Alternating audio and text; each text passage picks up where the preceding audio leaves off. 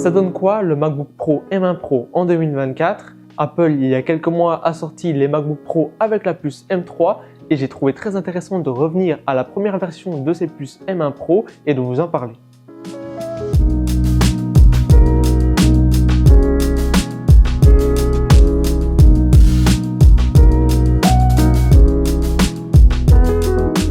Le modèle de MacBook Pro que je possède moi est le modèle entrée de gamme avec simplement 16 Go de RAM. Cette configuration va me permettre tous les jours d'utiliser mon MacBook de façon assez poussée et sans limitation, notamment avec de la retouche photo pour les miniatures YouTube, du montage vidéo, de la programmation, de l'écriture des scripts pour ce genre de vidéos, regarder des vidéos sur YouTube et sur Netflix. Ce MacBook Pro, je vais notamment l'utiliser comme ordinateur principal en le reliant à un moniteur externe 4K de 34 pouces et il repose sur un petit stand de chez Human Centric qui va me permettre d'avoir un setup simple et rangé. Peu importe la tâche que je vais lui demander au quotidien, il le réalise très bien et sans ralentissement depuis presque plus de 2 ans. Donc super intéressant comme ordinateur. Et justement, en parlant de l'usage assez intensif de celui-ci, on peut craindre un peu la baisse d'autonomie après quelques années, voire même tout au long de la journée. La différence avec ce modèle-ci, c'est qu'il y a une puce M1 Pro qui est une puce Apple Silicon, donc qui serait améliorée par rapport à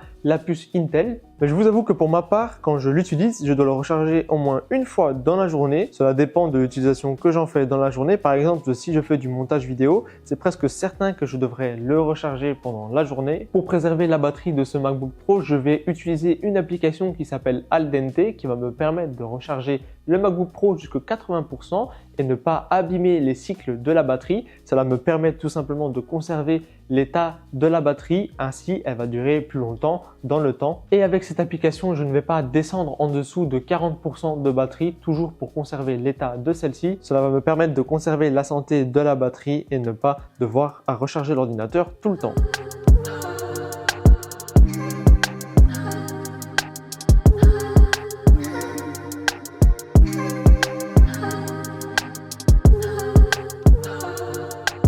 En plus de l'autonomie et de l'utilisation que vous en faites, le design et l'ergonomie du produit sont des aspects assez importants. Il est vrai que ce MacBook Pro de 14 pouces pèse son poids. On est ici sur un produit de presque 2 kg qui peut être un frein si vous l'apportez avec vous au quotidien, notamment dans un sac de cours comme je le fais. Et en parlant de transport, je l'emporte partout avec moi avec la housse Nexa de chez Journey. C'est une housse 4 en 1 en cuir qui est assez pratique car elle permet d'être un tapis de souris où vous pouvez poser votre ordinateur, mais aussi un double chargeur sans fil où vous pouvez poser vos AirPods ainsi que votre téléphone en MagSafe grâce aux aimants qui sont sur le côté. Ma version est compatible avec le MacBook Pro 14 pouces et va me permettre de rentrer l'ordinateur même avec une coque de protection. Donc un ordinateur dans un format correct, assez puissant pour réaliser toutes les tâches que vous lui demanderez, une autonomie très correcte, un design élégant avec cette encoche qui nous rappelle l'ère des iPhones sans Dynamic Island et encore compatible pour les prochaines versions de macOS pendant au moins 5 ans. Qu'en pensez-vous? Dites-moi dans les commentaires ce que vous avez comme ordinateur